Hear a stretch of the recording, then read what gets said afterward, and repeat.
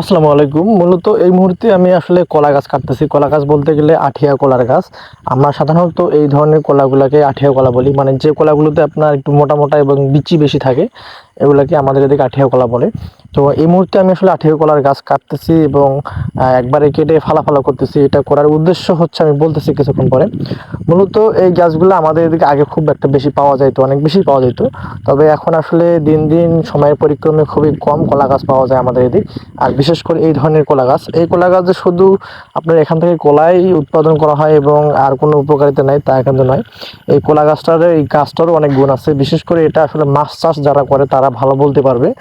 মূলত এই কলা গাছের উপকারিতা হচ্ছে যে যখন আপনার পুকুরে বা মাছের ঘেরে বা মাছ যেখানে চাষ করতেছেন ওই জায়গাটা যখন আপনার অতিরিক্ত পরিমাণে গ্যাস হবে, সেক্ষেত্রে অনেকে হয়তো এখন চুন ব্যবহার করে, কিন্তু চুন ব্যবহার না করে আগে সাধারণত প্রাচীনকালে বা আমরা দেখতাম আর কি আমাদের দাদারা এই সময়ে আসলে যখন অতিরিক্ত পরিমাণে পুকুরে গ্যাস হতো তখন তারা আসলে এই কলা গাছগুলো কেটে দিত যাতে গ্যাসটা খুব তাড়াতাড়ি আপনার চলে যেত। তো আজকেও আমরা আসলে সেটাই করতেছি। আসলে আমাদের পুকুরে আমাদের যেহেতু খামার আছে, খামারের বেশ কিছু পানি আসলে পুকুরে ঢুকে যায়। বেশ কিছু বলতে গেলে খুব ভালো পরিমাণে আসলে ঢুকে, সেটা হচ্ছে গোবরের পানি। তো অতিরিক্ত পরিমাণে গোবরের পানি ঢোকার কারণে আসলে গ্যাস হয়ে যায় পুকুরে। এবং যেহেতু আমাদের পুকুরে অনেক বেশি পরিমাণে মাছ আছে এবং এগুলো আমরা আসলে খাই, আর দেখা যাচ্ছে যে সকালেও আজকে প্রায় কয়েকটা মাছ মারা গেছে, আমি অবশ্য মাছগুলো তুলছিলাম। তো এই মারা যাওয়ার কারণে আসলে আমরা সিদ্ধান্ত নিই, যেহেতু কয়েকদিন আগে অবশ্য আমরা পুকুরে চুন দিছিলাম, চুন দেওয়ার পর আসলে একটা কাজ হয় নাই। তো কলা গাছ যেহেতু সংকট, অবশ্য আজকে আমাদের পাশে আমার চাচাতো ভাই একটা কলার গাছ ভেঙে গেছে।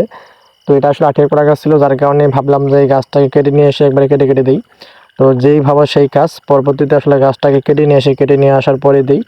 দেওয়ার পরে আসলে সম্পূর্ণ পুকুরটাতে আসলে ওই কাটা অংশগুলা মানে কলা গাছগুলা কেটে যে ফালা করছে এগুলো দেওয়ার পরে আবার একটু আমরা দুই ভাই মিলে পুকুরে, যেহেতু পুকুরে পানিগুলো একবারে কালো হয়ে গেছে এবং আপনার মাটির নিচ থেকে আপনার গন্ধ বের হচ্ছে, যার কারণে আমরা একটু ঘোলা করে দিই, একটু পানিটা ডেঙ্গায় দিই। আপনার হচ্ছে যে দুইজনে মিলে একটু পা দিয়ে পানিটা ডাঙাডাঙি করে দিই আর কি, যাতে ঘোলাটা কমে যায় এবং যে গ্যাসটা আছে মাটির ভিতরে, যে গ্যাসটা আছে এই গ্যাসটা যেন বের হয়ে যায়।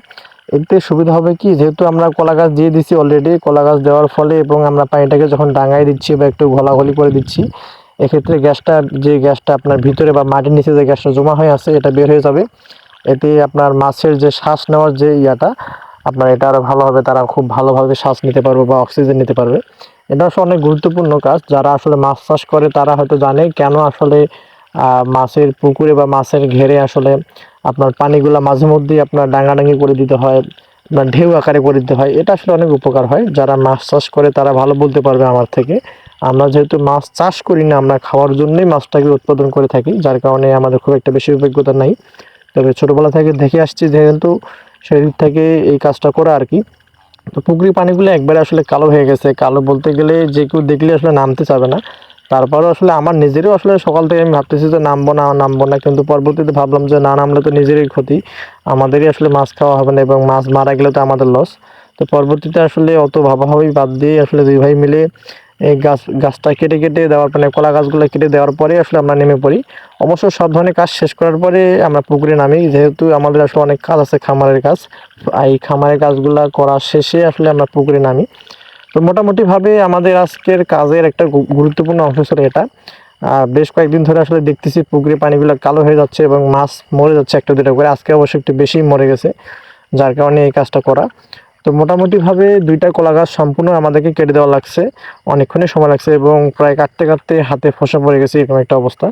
তো তারপরেও যেহেতু এটা দিলে উপকার হয়, যার কারণে আমাদের এটা দেওয়া।